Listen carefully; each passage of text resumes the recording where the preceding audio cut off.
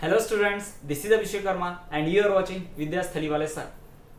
So students, आज हम आपके लिए लेकर आए हैं MP board class 10th geography का second chapter resources of India part 2। जी हाँ, जिसका हम आज 7th video lecture cover up करेंगे। इसके पहले हम इसके 6 वीडियो लेक्चर्स ला चुके हैं रिसोर्सेज ऑफ इंडिया पार्ट 2 के, जिसमें हमने सारे मिनरल रिसोर्सेज की बात की है। इसके पहले वाले वीडियो लेक्चर में हमने आयरन जो मिनरल रिसोर्स है उसके टाइप्स पढ़े, उसके प्रोड्यूसिंग एरिया, साथ ही साथ हमने कॉपर और माइका के बारे में भी पढ़ा और हमने मैंगनीज ओर की भी बात की। आज के इस वीडियो लेक्चर में हम बॉक्साइट की बात करेंगे, साथ ही साथ हम अपने गोल्ड डायमंड की भी बात करेंगे और साथ ही साथ हम कंजर्वेशन ऑफ मिनरल्स भी देखेंगे। तो आज का वीडियो भी बहुत ज्यादा अमेजिंग और इंटरेस्टिंग होने वाला है, तो वीडियो के एंड तक बने रहिए। वीडियो को लाइक कीजिए, शेयर कीजिए और चैनल को सब्सक्राइब कीजिए। और ज्यादा से ज्यादा कोई भी डाउट हो आपको तो कमेंट भी कर दीजिए, हम उन डाउट्स को क्लियर करने की भी कोशिश करेंगे। तो वीडियो के एंड तक बने रहिए और चलिए बिना किसी देरी के आज की इस अमेजिंग वीडियो को शुरू करते हैं। तो स्टूडेंट्स, अभी हम बात करने वाले हैं हमारे दो मिनरल रिसोर्स जो कि हैं कॉपर ओर और बॉक्साइट ओर। जी हाँ, ये दो मिनरल ओर्स हैं जिनकी हम बात करने वाले हैं, जिनसे हम कॉपर या फिर बॉक्साइट ऑब्टेन करते हैं। इन दोनों मिनरल्स की बात करेंगे, इनका टेक्सचर, इनका ओरिजिन, कहाँ पाया जाता है, इंडिया का रैंक क्या है, इसे पोजीशन, इनका इस्तेमाल क्या है, यूज क्या है, इन सब की बात हम आज करने वाले हैं। तो चलिए बिना किसी देर के शुरू करते हैं हम सबसे पहले कॉपर ओर के बारे में। तो कॉपर ओर जो है कहाँ मिलता है, सबसे इंपॉर्टेंट बात ये, किसी भी मिनरल का जो भी आप मिनरल ओर पढ़िए उसका हम ओरिजिन जानना बहुत जरूरी है, कहाँ वो फाउंड होता है। तो कॉपर ओर फाउंड होता है कहाँ पर, मेटामॉर्फिक रॉक्स में। कहाँ मिलता है ये, मेटामॉर्फिक रॉक्स में। Copper ore is found in metamorphic rocks. दूसरी बात ये टेक्सचर दिखने में कैसा होता है, it is red brown in colour. आप देखा होगा आपने, कॉपर को तांबा बोलते हैं उसको, है ना, तांबा देखा, तांबे का लोटा आता है, देखा होगा आपने, ठीक।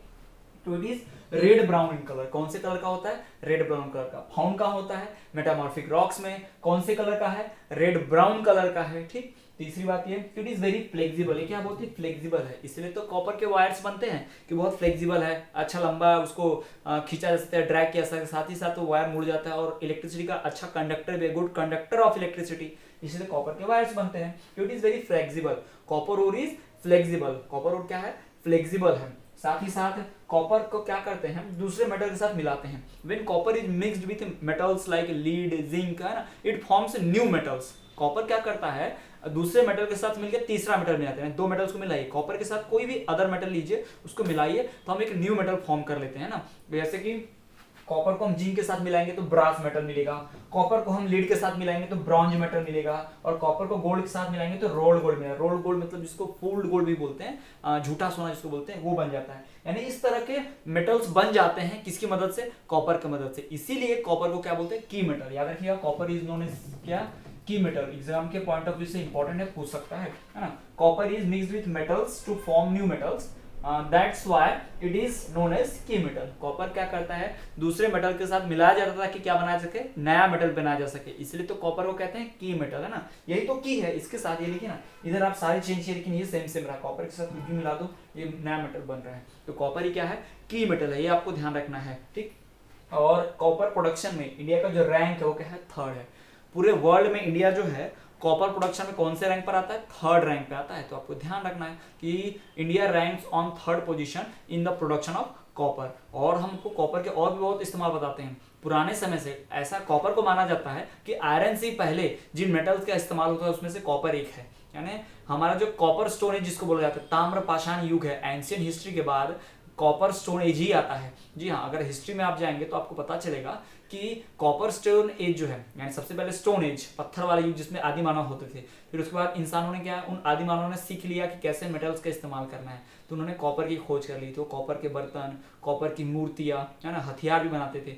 इवन कॉपर के कॉइन्स बहुत फेमस थे। तो एंशिएंट टाइम में हिस्ट्री में कॉपर का बहुत इंपॉर्टेंट रोल है। हमारे घर में भी आप देख लीजिए, आज भी कहीं ना कहीं कॉपर का इस्तेमाल होता ही है। वायर्स को छोड़ दिया जाए तो हम यूटेंसिल्स, है ना, लोटा, भगवान के पास पूजा करने का जो भी होता है, वर्शिप करने की जो चीजें होती है, अक्सर उसमें यूटेंसिल्स में हम कॉपर का इस्तेमाल करते हैं। तो कॉपर मेटल क्या बहुत एंशिएंट मेटल में से एक है। और इवन कॉपर के अंदर प्यूरिफाइंग क्वालिटीज भी होती हैं। अगर कॉपर के बर्तन में पानी रखा जाए तो वो पानी के कुछ बैक्टीरिया को मार देता है, उसके कुछ इंप्यूरिटीज को सोख भी लेता है, खत्म कर देता है। कौन, कॉपर।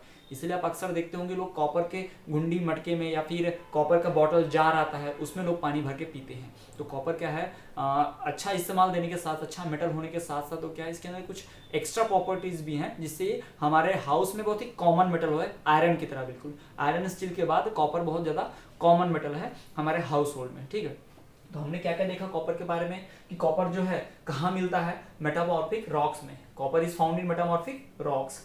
दूसरी बात, कॉपर किस कलर का होता है, it is red brown colour, किस कलर का होगा कॉपर, रेड ब्राउन कलर का। तीसरी बात, कॉपर कैसा है, वेरी फ्लेक्सिबल, ये बहुत ही फ्लेक्सिबल है ना, इस तरह से अगर हम मुड़े उससे मुड़ जाता है, फ्लेक्सिबल है, आसानी से मुड़ना है, इसलिए इसके वायर्स बना दिए जाते हैं, है ना। और साथ ही साथ ये बहुत सॉफ्ट होता है, तो इसको दूसरे मेटल के साथ मिला के आसानी से न्यू मेटल बनाया जाता है ना, ये भी तो प्रॉपर्टी है इसकी कि कॉपर को दूसरे मेटल के साथ मिला के एक तीसरा मेटल ऑब्टेन किया जाता है। When copper is mixed with zinc we obtain brass, when copper is mixed with lead we obtain bronze, and when copper is mixed with gold it gives rolled gold। तो इस तरह के नए metals हमें obtain होते हैं किसकी वजह से, कॉपर की वजह से, इसलिए कॉपर को क्या कहा जाता है, की मेटल कहा जाता है, that's why copper is known as key metal. तो ये हमारे लिए हो गया ठीक। और कॉपर के प्रोडक्शन में इंडिया का रैंक क्या है, तो थर्ड रैंक है। कौन सा रैंक है, थर्ड रैंक।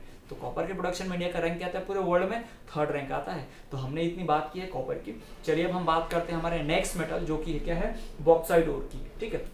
तो बॉक्साइट ओर की हम बात कर लेते हैं। तो बॉक्साइट ओर क्या है, एक नॉन मेटालिक मिनरल है। अभी तक हमने जितने पढ़े कॉपर, मैग्नीज, है ना, जितने भी हम पढ़ लिए हैं, आयरन वगैरह, ये सब क्या है, मेटालिक है, ये मेटल्स है, नॉन मेटल्स नहीं है। क्या है ये, मेटल्स है। अब हम दूसरी बात कर रहे हैं बॉक्साइट की। बॉक्साइट क्या एक नॉन मेटल है। आप मेटल और नॉन मेटल के बीच के डिफरेंस को आप समझते होंगे, इलेक्ट्रिसिटी कंडक्ट करने वाला, नहीं करने वाला, शाइन करने वाला, शाइन नहीं करने वाला, hard, soft, lustrous, non lustrous, है ना, flexible, non flexible, ductile, non ductile, malleable, non malleable. ये आप पढ़ चुके हैं प्रीवियस क्लासेस में, साइंस में, मेटल और नॉन मेटल के बीच के डिफरेंस को, ठीक।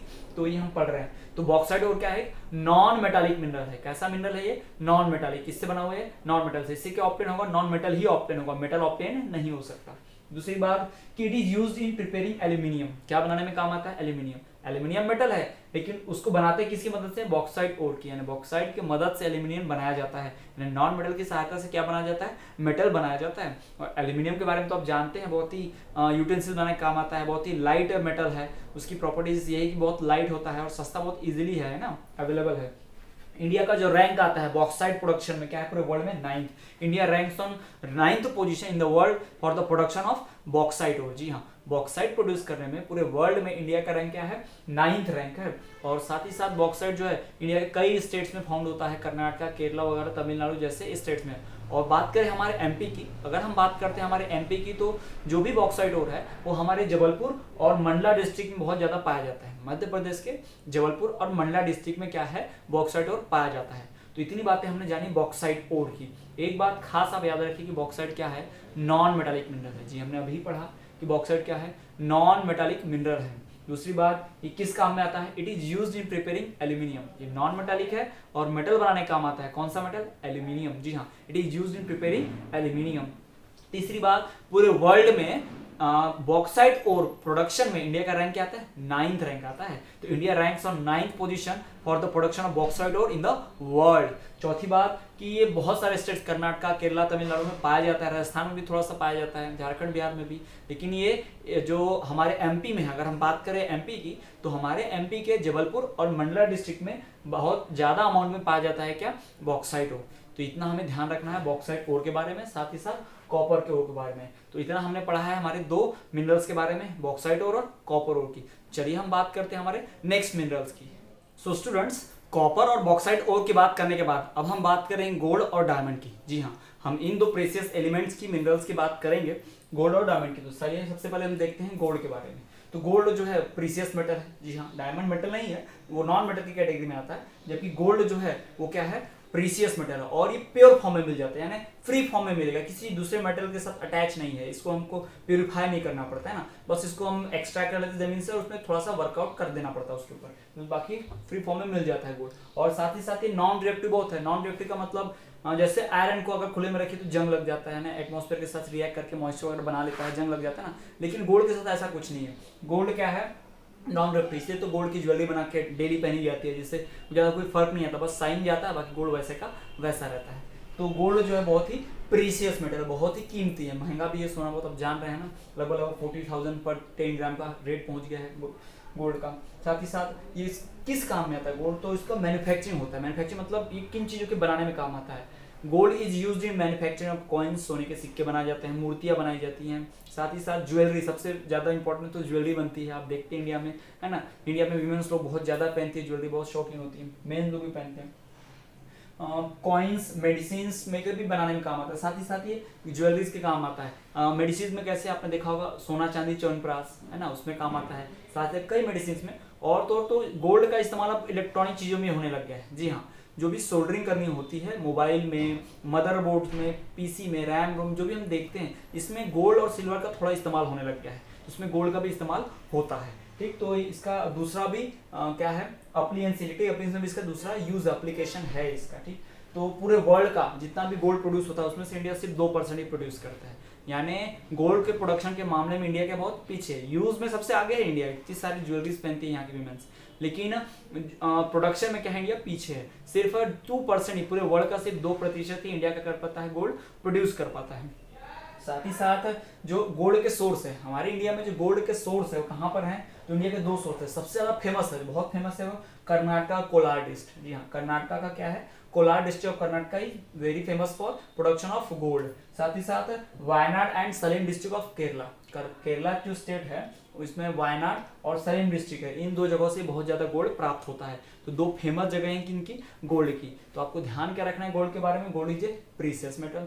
दूसरी बात, गोल्ड का इस्तेमाल होता है मैन्युफैक्चरिंग में, जैसे कि ज्वेलरीज, कॉइन्स, मेडिसिन और केमिकल इंडस्ट्री में इसका इस्तेमाल होता है। साथ ही साथ गोल्ड के कुछ इलेक्ट्रिकल या दूसरे एप्लीकेशन भी, जैसे इलेक्ट्रॉनिक चीजों में इसका इस्तेमाल किया जाता है। ठीक, और गोल्ड भी जो है बहुत ही प्राचीन मेटल की तरह है, एंशिएंट मेटल, जैसे कॉपर बहुत समय से इस्तेमाल होता है हमारा इंडिया में, वैसे ही बहुत अर्ली ह्यूमन जो थे वो गोल्ड का इस्तेमाल करते शुरुआत से ही, है ना। गोल्ड के यूटेंसिल्स, गोल्ड के ज्वेलरीज बहुत फेमस थे उस वक्त भी, उस समय भी। ठीक, और हम बता सकते हैं कि इंडिया में 2% गोल्ड प्रोड्यूस होता है पूरे वर्ल्ड का, यानी गोल्ड के प्रोडक्शन में इंडिया फेमस है, लेकिन पिछड़ गया है ना। कोलार डिस्ट्रिक्ट बहुत फेमस है, बहुत गोल्ड मिलता है, लेकिन पूरे वर्ल्ड में कंपेयर किया जाए तो सिर्फ 2%। ऑल ओवर इंडिया में एक ही जगह है जहाँ ज्यादा गोल्ड मिलता है, कौन सा, वो कोलार डिस्ट्रिक्ट ऑफ कर्नाटका। साथ ही साथ केरला के 2 डिस्ट्रिक्ट वायनाड और सलेम डिस्ट्रिक्ट, यहाँ भी क्या मिलता है, हमें गोल्ड मिल जाता है। तो चलिए गोल्ड के बारे में बात करने के बाद अब हम बात करते हैं हमारे दूसरे एलिमेंट जो कि है डायमंड मिनरल की। तो हम बात करते हैं डायमंड की, जैसे कि गोल्ड मेटालिक मिनरल था, वैसे ही डायमंड क्या है, नॉन मेटालिक मिनरल है। ये मेटल नहीं है ना, कार्बन का एलोट्रॉप है, कार्बन से बना हुआ, तो ये क्या कहलाता है, नॉन मेटल है। और डायमंड भी क्या है, बहुत प्रीशियस है, इनफैक्ट ये गोल्ड से भी ज्यादा प्रीशियस एलिमेंट है ना, बहुत रेयर मिलता है डायमंड, क्या बहुत रेयर है, ये भी फ्री फॉर्म में मिलता है। ठीक, बस इसकी पॉलिशिंग और शाइनिंग की जाती है और शेड दिया जाता है तो डायमंड बनता है। तो diamond is a very precious element. ठीक, दूसरी बात कि डायमंड पहले सिर्फ इंडिया में मिलते थे, शुरुआत में सिर्फ पहली बार इंडिया में ही डायमंड मिला था, बाकी किसी वर्ल्ड की कंट्रीज में नहीं मिलते थे। ठीक, अभी तो कई जगहों पर मिलने लग गए, साउथ अफ्रीका जैसी में, पर सबसे ज्यादा फेमस कहाँ था, इंडिया में ही था। इंडिया में एक डायमंड मिला था बहुत बड़े साइज का, जिसे बोलते थे कोहिनूर, वो वर्ल्ड फेमस डायमंड है, जिससे अंग्रेज जो ब्रिटिश गवर्नमेंट लूट के रही है, जो हमारा इंडिया क्या था, गुलाम था, स्लेव था। तो कोहिनूर डायमंड जो है इंडिया का वर्ल्ड फेमस है। डायमंड उगाने में भी इंडिया बहुत आगे नहीं है, डायमंड प्रोड्यूसिंग में भी इंडिया आगे नहीं है, बट इंडिया में कुछ फेमस जगह हैं, जैसे पन्ना डिस्ट्रिक्ट ऑफ मध्य प्रदेश है ना। डायमंड माइंस में पन्ना डिस्ट्रिक्ट जो है मध्य प्रदेश का बहुत फेमस है, पन्ना district diamond mines of Madhya Pradesh. याद रखिएगा, एग्जाम के पॉइंट ऑफ व्यू से बहुत इंपॉर्टेंट है कि डायमंड डायरेक्टली रिलेटेड है किससे, पन्ना डिस्ट्रिक्ट ऑफ मध्य प्रदेश से। याद रखिएगा, पन्ना मैचिंग में क्या रहता है, पन्ना और डायमंड ऐसे लिखा होता है, तो आपको डायमंड से मैच कर देना है। ठीक, तो Panna district, Panna mines of MP is famous और डायमंड। और हमारे इंडिया का वर्ल्ड फेमस डायमंड कौन सा था सबसे पहला, तो कोहिनूर, आज भी बहुत ज्यादा फेमस है, Kohinoor diamond is world famous, है ना। शुरुआत में डायमंड कहाँ मिलता था, सिर्फ और सिर्फ इंडिया में। शुरुआत में डायमंड कहाँ पाए जाते थे, सिर्फ और सिर्फ इंडिया में पाए जाते थे, और डायमंड का एक बहुत ही प्रीशियस एलिमेंट है। तो ये हमने बात कर ली है किसकी, एलिमेंट्स की, मिनरल्स की, सारे मिनरल रिसोर्सेज की हमने बात की, कॉपर से लेके मैंगनीज तक, मैंगनीज से लेके आयरन तक, और बॉक्साइट ओर तक की, गोल्ड डायमंड तक की हमने बात कर ली है। तो चलिए अब हम बात करते हैं कि मिनरल्स का इंपॉर्टेंट क्यों है, मिनरल्स को कंजर्व क्यों करना है, why conservation of minerals is necessary, और उसके कंजर्वेशन करने के मेथड्स क्या है, इन सब के बारे में हम डिस्कस करेंगे।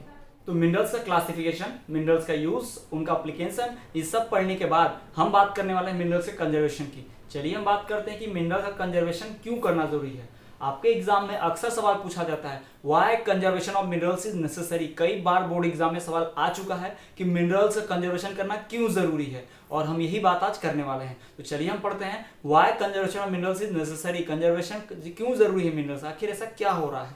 तो चलिए देखिए, जैसा कि हम जानते हैं कि मिनरल्स जो हैं वो हमें फ्री में मिले हैं, मिनरल्स के लिए कोई पैसा नहीं दिया हमने नेचर को ना, नेचर ने हमारे लिए बहुत ही एक गिफ्ट की तरह दिया है मिनरल्स को, हमारे लिए क्या है, बहुत ही अनमोल वैल्यूएबल बहुत ही कीमती गिफ्ट है नेचर की तरफ से हम ह्यूमंस को, कि उन्होंने मेटल वगैरह ये सब बना के भेजा है, अर्थ पे रखा है, मिनरल्स हैं, हम खोद के निकाल लेते हैं, अर्थ हमसे कोई पैसा नहीं देती, ना नेचर हमसे पैसा मांगता है उसके बाद का, है ना। तो minerals are valuable gift of nature, ठीक, बहुत ही कीमती गिफ्ट है नेचर का मिनरल्स हमारे लिए। दूसरी बात, they form in crore of years and are limited, but ये मिनरल जो हैं इन्हें बनने में, डबल से बनने में करोड़ों साल लगते हैं, they took millions of years to form या रीजनरेट, है ना, बहुत समय लग जाता है इन्हें फिर से बनने में, साथ ही लिमिटेड है ना, एक बार खत्म हो जाएंगे, ऐसा नहीं कि अनलिमिटेड भरा है, 100 किलो 200 किलो 1000 टन जितना भी होगा, लेकिन लिमिटेड है, और हम ह्यूमन उसको लगातार बेहिसाब इस्तेमाल करते जा रहे हैं। तो मिनरल जो है they took a long period of years to form या to regenerate and in limited form, और वो क्या है, लिमिटेड फॉर्म है। मिनरल जो है वो करोड़ों साल लेते हैं फिर से बनने में, और साथ ही साथ मिनरल जो है वो क्या है, लिमिटेड अमाउंट में है, मिनरल्स की क्वांटिटी क्या है अर्थ पे, बिल्कुल ही लिमिटेड है, वो ज्यादा अमाउंट में प्रेजेंट नहीं है, लिमिटेड अमाउंट में प्रेजेंट है, तो हमें इस्तेमाल भी क्या करना पड़ेगा, ध्यान से करना होगा, हिसाब से करना होगा। तीसरी बात, due to exploitative nature of humans minerals are decreasing day by day, humans का नेचर एक्सप्लोटिव है, यानी खराब करना, ह्यूमंस किसी भी चीज को इस्तेमाल करता है तो उसको पूरा निचोड़ लेता है, पूरा खराबी कर डालता है, यानी ह्यूमन सोचता है कि मैं इस्तेमाल कर रहा हूँ तो पूरा एक एक बूंद उसका इस्तेमाल करूँ, कुछ भी ना छोड़ूं। तो ह्यूमंस का जो नेचर है वो क्या है, एक्सप्लोटिव नेचर है ना, खराब करने वाला नेचर किसी भी चीज को। तो हम मिनरल्स को इस्तेमाल तो कर ही रहे हैं, लेकिन उसको पूरा खराब भी कर दे रहे हैं। Minerals are decreasing day by day, तो हमारे एक्सप्लोटिव नेचर के कारण, हम ह्यूमंस के एक्सप्लोटिव नेचर के कारण क्या हो रहा है, मिनरल्स दिन ब दिन घटते जा रहे हैं, मिनरल्स क्या हो रहे हैं, कम होते जा रहे हैं, और नेचर का जो बैलेंस है, nature balance is disturbing due to exploitation of minerals, और मिनरल्स का एक्सप्लोटेशन करने की वजह से, मिनरल्स को नुकसान पहुंचाने की वजह से, उनका गलत इस्तेमाल करने की वजह से दिन ब दिन क्या हो रहा है, नेचर का बैलेंस बिगड़ता जा रहा है, प्रकृति का बैलेंस बिगड़ता जा रहा है, बाढ़ भूकंप आ रहे हैं, है ना, कुछ मिनरल्स की कमी होती जा रही है, मिनरल्स बहुत महंगे होते जा रहे हैं। एक समय था डायमंड गोल्ड जो है 5000 रुपीज पर ग्राम मिलता था, पर 10 ग्राम मिलता था, आज ऐसा समझ गया है कि वो 40,000 पर 10 ग्राम का होगा, कितने गुना बढ़ गया लगभग पिछले 10 सालों में ही, इतना ज़्यादा रेट बढ़ गया कि इसका गोल्ड का। तो हम समझ सकते हैं कि कितना ज़्यादा इस्तेमाल हम कर रहे हैं, एक्सप्लोटिव नेचर है हमारा ह्यूमंस का मिनरल्स के प्रति, ठीक। तो over use of minerals also results into pollution of environment, minerals का ओवर यूज करने से इन्वायरमेंट पॉल्यूशन हो जाता है। हम क्या करेंगे, मिनरल किसी भी मिनरल को ज़्यादा इस्तेमाल करेंगे तो उस मिनरल्स को बनाने में हमें क्या करना पड़ेगा, पॉल्यूशन करना पड़ेगा, पॉल्यूशन तो होगा ही ऑब्वियसली। और साथ ही साथ मिनरल्स नेचर में क्या करते हैं, इम्प्यूरिटी फैलाते हैं कुछ मिनरल्स, उस मिनरल्स तो नहीं फैलाएगा पर उस मिनरल को आप बनाएंगे, प्यूरिफाई करेंगे, तो आपको उसको पिघलाना होगा, पिघलाने के लिए आपको फर्नेस ब्लास्ट फर्नेस भट्टी जलानी होगी, उसको जलाएंगे आप तो धुआं निकलेगा, गैस होगा ना, तो ये सब क्या होगा, नुकसान पहुंचाता है, किसको, इन्वायरमेंट को नुकसान पहुंचाता है। तो क्या होता है कि मिनरल्स को बहुत ज्यादा जरूरत से ज्यादा इस्तेमाल करने से, over use of minerals also results into pollution of environment, हमारे इन्वायरमेंट में हमारे पर्यावरण को प्रदूषित कर रहा है जरूरत से ज्यादा अत्यधिक इस्तेमाल करने से, किसका, मिनरल्स का। तो इस बात का भी हमें ध्यान रखना है। साथ ही साथ जो मिनरल्स हैं वो हमारे लिए क्या बहुत ही इंपॉर्टेंट है, बार बार मिलने वाला चीज नहीं है, बहुत लंबा अरसा, बहुत लंबा समय लग जाता है, करोड़ ऑफ ईयर लग जाते हैं मिनरल्स को बनने में, रीजनरेट होने में। साथ ही साथ वो क्या है, लिमिटेड अमाउंट में है, इससे मिनरल्स को बचाना है। तो ये हमारे सवाल का जवाब क्या हुआ कि मिनरल बहुत कम है, मिनरल बनने में बहुत समय लग जाता है, हम मिनरल को बहुत एक्सप्लॉइट कर रहे हैं, मिनरल का जरूरत से ज़्यादा इस्तेमाल कर रहे हैं, मिनरल में इन्वायरमेंट को पॉल्यूशन फैलाते हैं, पॉल्यूट करते हैं। तो इन्हीं कारणों की वजह से मिनरल्स क्या है, बहुत ही इंपॉर्टेंट है, that's why conservation of minerals is necessary. तो ये हमारे सवाल का जवाब हुआ।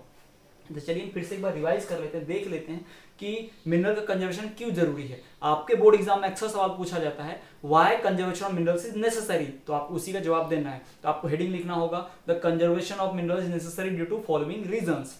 हमें लिखना पड़ेगा इस तरह से कि मिनरल्स क्या है, वैल्यूएबल गिफ्ट है हमारे नेचर का, minerals are valuable gift of nature. दूसरी बात, they form in crore of years and are limited, mineral जो है वो करोड़ों साल में एक बार बनते हैं और क्या है, लिमिटेड है।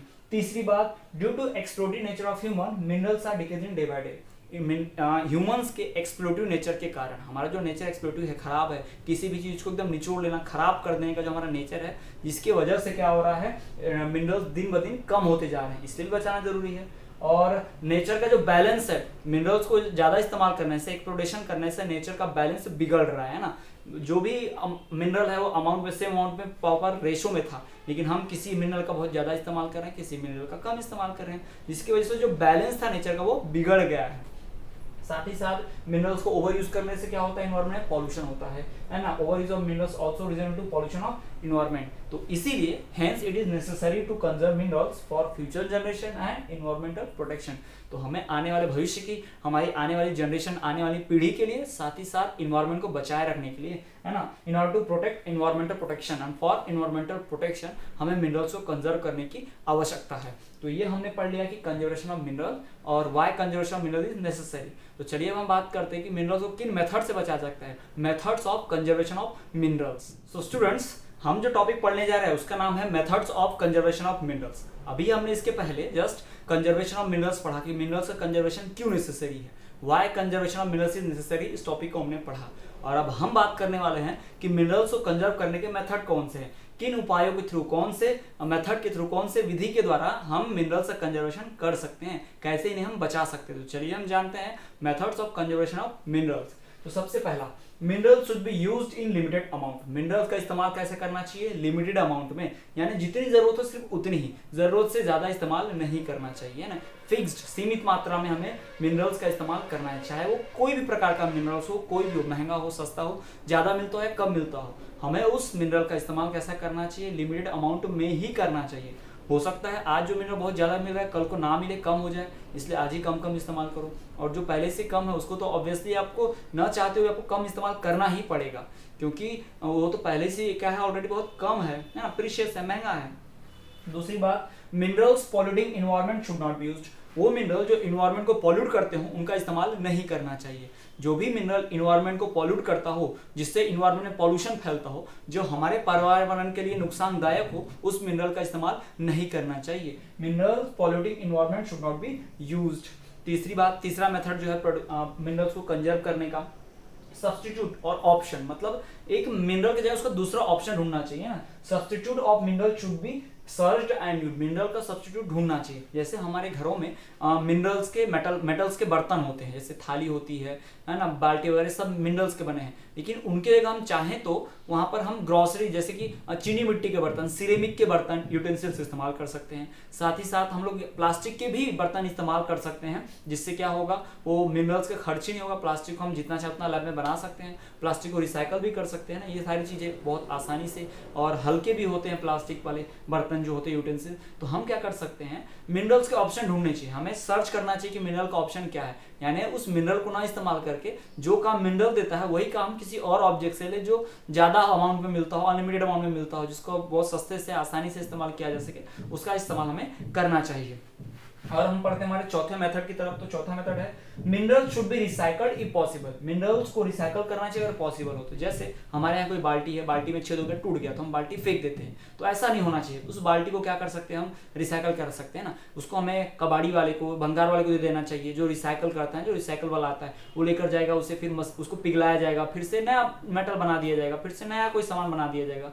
अक्सर आप देखते हो कि कुछ पुराने बर्तन वगैरह पिघला के क्या बनाया जाता है, मूर्तियां बना दी जाती हैं, या फिर कुछ भी ऐसा मेटेलिक पार्ट जो होगा उसको हम पिघला के क्या करते हैं, मेटल बना देते हैं, नया स्ट्रक्चर बना देते हैं कुछ भी। तो हमें क्या करना चाहिए, मेटल्स को फेंकना नहीं चाहिए। जो भी मेटल खराब हो गया है हमारे पास है, जिसका इस्तेमाल नहीं कर पा रहे हम, उसको क्या करना चाहिए, रिसाइकल कर देना चाहिए, है ना। उससे हम क्या कर सकेंगे, फिर नया मेटल फॉर्म कर पाएंगे, और हमें क्या होगा, मिनरल्स को बचाने में सफलता मिलेगी, हम मिनरल्स को कंजर्व कर पाएंगे। उसके बाद पांचवा जो मेथड है मिनरल को बचाने का, वो ये है कि UN should monitor the use of minerals by countries. जो भी कंट्रीज मिनरल का इस्तेमाल कर रही हैं, यूनाइटेड नेशन को क्या करना चाहिए, उनका यूज मॉनिटर करना चाहिए। कौन सी कंट्री जरूरत से ज्यादा तो इस्तेमाल नहीं कर रही, कोई कंट्री ऐसी तो नहीं है जो मिनरल्स को बहुत ज्यादा एक्सप्लॉइट कर रही है, नेचर को नुकसान पहुंचा रही है, बहुत ज्यादा पोल्यूशन फैला रही है। इन सब चीजों को क्या करना चाहिए, मॉनिटर करना चाहिए। किसे करना चाहिए, यूनाइटेड नेशन को। तो ये हमारे मेथड्स ऑफ कंजर्वेशन है मिनरल्स को। तो मिनरल्स को कंजर्व करने के हमारे यहाँ 5 मेथड हमारे सामने हैं। सबसे पहली मेथड कि मिनरल्स को लिमिटेड अमाउंट में यूज करो। दूसरी मेथड, मिनरल्स जो इन्वायरमेंट को पॉल्यूट करते हैं उसका इस्तेमाल बंद करो ही मत। तीसरा कि मिनरल के ऑप्शन ढूंढो, सब्स्टिट्यूट ऑप्शन ढूंढो कि मिनरल के जगह पे हम दूसरा कोई चीज ढूंढ ले जो मिनरल का काम दे ना। Substitute of mineral should be searched and used, उसको ढूंढो, पता करो, उसका इस्तेमाल करो। जैसे मैंने अभी आपको एग्जांपल बताया था प्लास्टिक का, ये ना लोहे की बाल्टी की जगह हम प्लास्टिक की बाल्टी इस्तेमाल कर सकते हैं। स्टील या लोहे के प्लेट्स की जगह हम अपने प्लास्टिक के प्लेट्स का इस्तेमाल कर सकते हैं। चौथी बात, मिनरल शुड बी, चौथा जो मेथड है, mineral should be recycled if possible, और मिनरल्स का रिसाइकल करना चाहिए। अगर पॉसिबल है कि मिनरल्स को हम रिसाइकल कर पाए, मिनरल्स को खराब होने से रोक पाए, तो हमें क्या करना चाहिए, मिनरल्स का रिसाइकल करना चाहिए। खराब मिनरल्स को हम क्या कर सकते हैं, फिर से पिघला के मोल्टन स्टेट में ला के नया मेटल बना दो, फिर से नया मिनरल बना सकते हैं हम चाहे तो इससे क्या होगा, हमारा जो पुराना मिनरल्स है वही यूज में आ जाएगा, तो नया मिनरल्स खोद के नहीं निकालना पड़ेगा, तो मिनरल्स का यूज क्या हो जाएगा, कम हो जाएगा, बचे जाएंगे मिनरल्स।